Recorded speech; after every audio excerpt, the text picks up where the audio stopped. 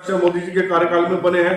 भारत में 2030 तक सर्वाधिक युवावादी होगी। ऐसे में टेक्नोलॉजी और इनोवेशन के साथ विश्व स्तर का ज्ञान, रोजगार के बढ़ते अवसर, शिक्षा के अंतर्राष्ट्रीय प्रदान करने के लिए मोदी जी संकल्पना की नई शिक्षा नीति की तैयारी कर रहे हैं। सरल, सहज और विद्यार्थियों की रुचियों के अनुरूप बनाई गई है। कुछ नीतियां नहीं, यह शिक्षा नीति कुछ कौशल विशाल व्यक्तित्व के विकास पर निर्भर है, जो व्यवहारिक ज्ञान के स्थान पर विद्यार्थियों की दक्षता बढ़ाएगी। आपने देखा कि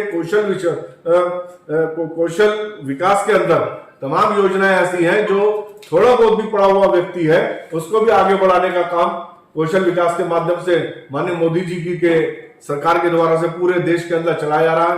आज ऐसे लोग जो लोग अपना हाथ का कोई हुनर दिखा सकते हैं, चाहे वो कारपेंटर है, चाहे वो प्लम्बर है, चाहे वो मकान बनाने वाला है, चाहे वो दरवाजे बनाने वाला है, ऐसे लोग, चाहे कोई एक हमारे जिले में जैसे ढोलक बनाने वाले हैं, ऐसे हर जिले में कोई ना कोई उत्पाद बन रहे हैं। तो हर पूरे देश के अंदर जहां पर भी जो भी कुछ स्किल्ड है, जिसके अंदर कोई अच्छा हुनर है, तो उसको आगे कौशल विकास के माध्यम से बढ़ाने का काम भारत की सरकार कर रही है, माननीय मोदी जी कर रहे हैं। वहां पर ये नहीं है कि खाली आप पढ़े लिखे तभी आपको उसमें आगे टाइम मिलेगा।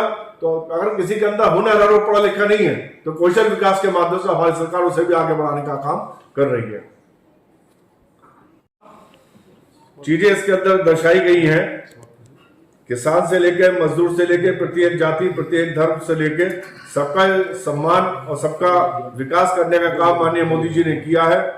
आज आप देख रहे हैं कि भोपाल का रानी कमलापति स्टेशन देखो, आप जाके गांधीनगर स्टेशन देखो, मुंबई के सीएमएमटी में परिवर्तन, इसके कुछ शानदार उदाहरण है। ये सिर्फ रेलवे स्टेशन ही नहीं, इनमें से कई कनेक्टिविटी के नए केंद्र हैं। जैसे अहमदाबाद के साबरमती स्टेशन को मल्टी मॉडल हब के रूप में विकसित किया जा रहा है, जहां रेलवे, ट्रेन, मेट्रो और आने वाली अहमदाबाद मुंबई बुलेट ट्रेन है। गांधीनगर स्टेशन के ऊपर एक 5 सितारा होटल भी बन रहा है, जो देश के जन जन के भव्य इंफ्रास्ट्रक्चर से जोड़ने का काम कर रहा है। आपने पहले देखा कि रेलवे स्टेशनों पर किस प्रकार से कूड़ा करकट और तमाम गंदगी पड़ी रहती थी।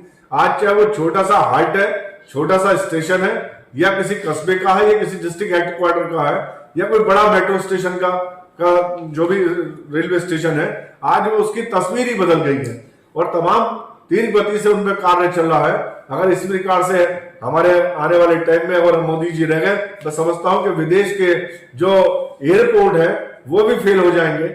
हमारे आपने देश के एयरपोर्ट देखे हैं कि किस प्रकार से एयरपोर्ट पे चले जाओ तो तमाम लोग, कोई व्यक्ति ऐसा नहीं है, चाहे वो रईस हो, चाहे गरीब हो, चाहे पहली बार गया हो, चाहे 1000 बार गया हो, वो कहीं ना कहीं नया देख के एक सेल्फी लेके घर लेके आता है। तो ये सब माननीय मोदी जी की देन है। मोदी जी के नेतृत्व में ये सब काम चल रहा है। भविष्य के इंफ्रास्ट्रक्चर के लिए एक मेगा पुश है। मल्टी मॉडल कनेक्टिविटी के लिए 1 लाख करोड़ रुपए का मास्टर प्लान, इसके अंतर्गत 7 योजनाएं और उसे पूरा कराने के उद्देश्य से जुड़े 16 मंत्रालय, ताकि बेहतर होती इंफ्रास्ट्रक्चर कनेक्टिविटी और बेहतर हो, इसलिए लगे हुए हैं रात दिन। जनधन खातों में 1.90 लाख करोड़ रुपए जमा हुए हैं। 4.7 करोड़ डुप्लीकेट और फेक राशन कार्ड को नष्ट किया गया है। जो फेक राशन कार्ड बना करते थे, एलपीजी सिलेंडर्स की कालाबाजारी होती थी, कई लाखों करोड़ों रुपए का घोटाला इसके अंदर सरकार के नीचे से बैठे वो ऊपर तक लोग किया करते थे, उससे मुक्ति दिलाने का काम हमारा तुम्हारा जो धन जो टैक्स के रूप में वहां जाता था, उसे बचाने का काम माननीय मोदी जी ने किया है। सरकार ने डीएपी फर्टिलाइजर में सब्सिडी में 140% और कुल मिलाकर 2000 करोड़ सब्सिडी बढ़ाई। 11.4 करोड़ किसान सम्मान राशि पा रहे हैं। फसल बीमा के अंतर्गत 1.4 लाख करोड़ रुपए के क्लेम किसानों को मिले हैं। माइक्रो इरिगेशन, सूक्ष्म सिंचाई के करोड़ों किसानों की पैदावार बढ़ी है। वो कृषि में नई तकनीक का इस्तेमाल कर रहे हैं। किसानों के मौसम पर निर्भरता कम हुई है।